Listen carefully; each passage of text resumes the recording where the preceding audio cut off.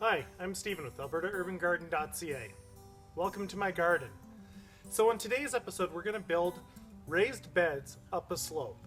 These are for the home garden field trials where we're going to be testing the effectiveness of biochar and rock dust on our home gardens.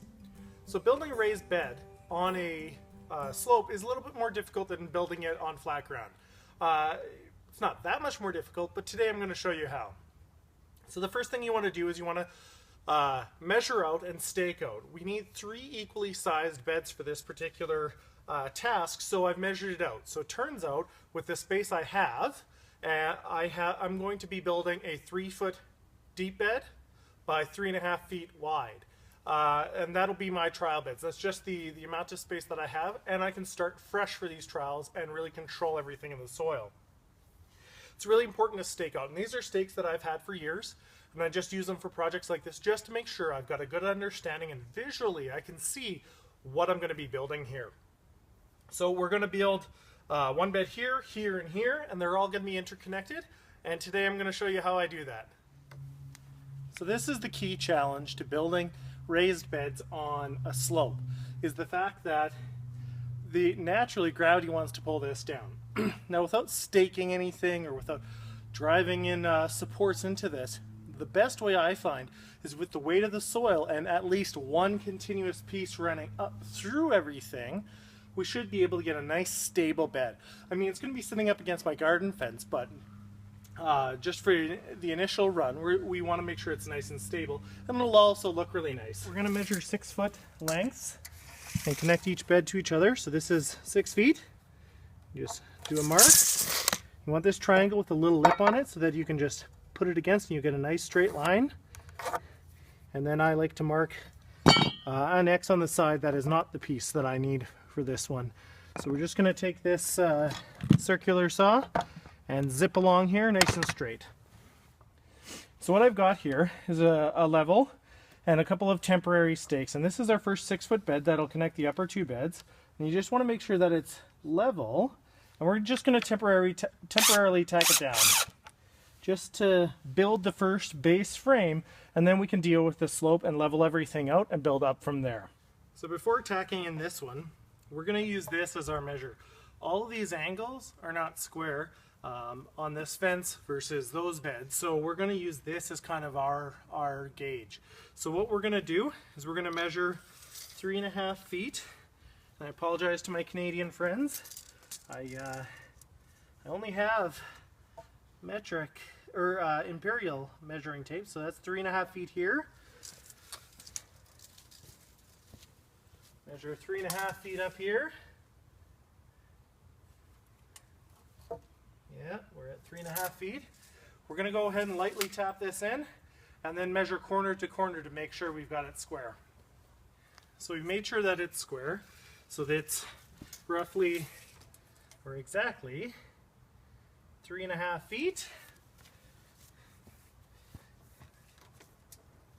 3.5 feet and corner to corner. And this is how you make sure you've got a square box. Is 82.5.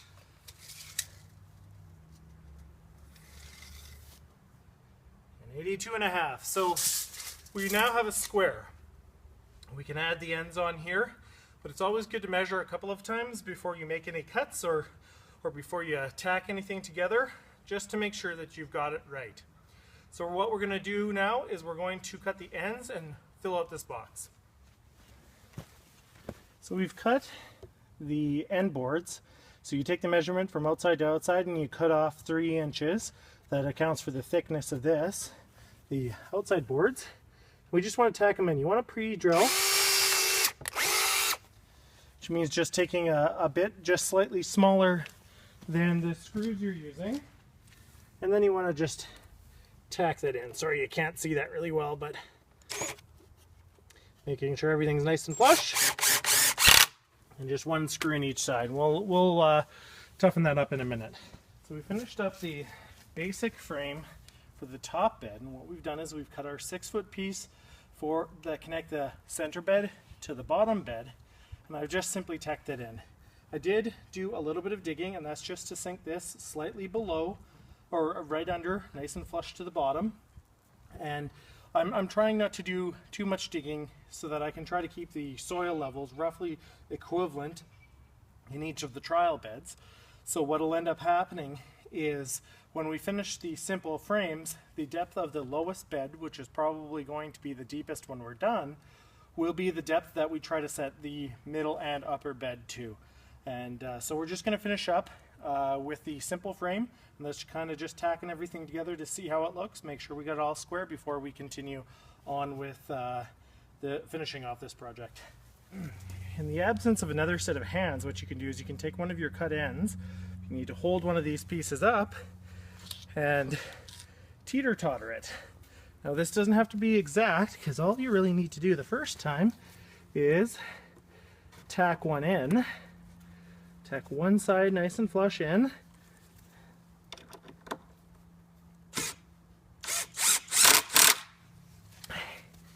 And then if it's not level on the other side, you just remove this screw, lift it up, screw it back in, and you can have it all leveled up for you a little bit off the ground. Now the good point about this is it creates 2 points of contact, which controls the piece of wood. So the simple frame is done now. And what we're going to do is we're going to start to make it more solid. We're aiming for a depth of about 13 inches.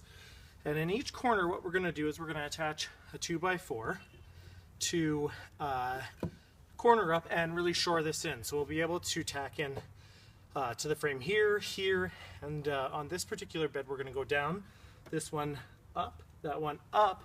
So we'll be able to keep both layers together just by using some scrap 2x4s.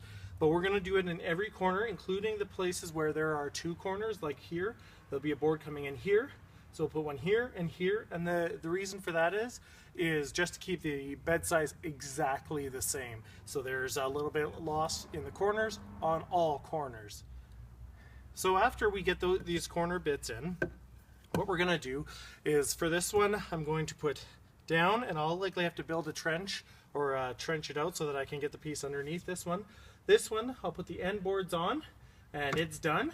And that one I'll actually have to go up a couple of inches. So we'll have 3 distinct layers. And when I'm finished that, I'll come back. There's nothing exciting that you haven't already seen, so I will finish that up and we'll show you the end result. So here we are.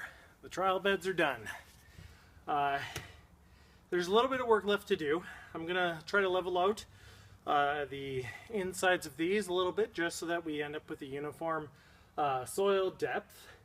I have to think about how I'm going to access this because my reach is, it's good, but we'll see, because I've got this butting up against some other garden beds, so I might have to kind of reinforce these center beams so that I can walk on them.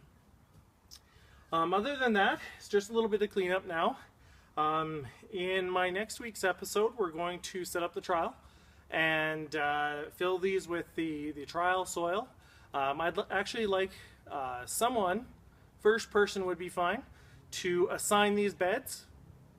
One for rock dust, one for control, one for biochar trial. Assign them whatever way you want to. That way I'm not personally biasing them. And that's really it. This is how you build a raised bed up a slope. It looks nice, it's nice and level. It's visually appealing. It's got 3 equally sized cells. That took a lot of measuring to make sure that that happened, but these are the beds that I'm going to do. Now when we put the soil in here, that'll really force it down and this won't move. I mean, this is pretty sturdy anyways. I tend to overbuild things. Thank you very much for joining me. I appreciate it very much. If you like this video, please give it a thumbs up and a subscribe. If you'd like to continue the conversation, please join me on Google Plus and Facebook. Those URLs can be found in the description below. Have a great day.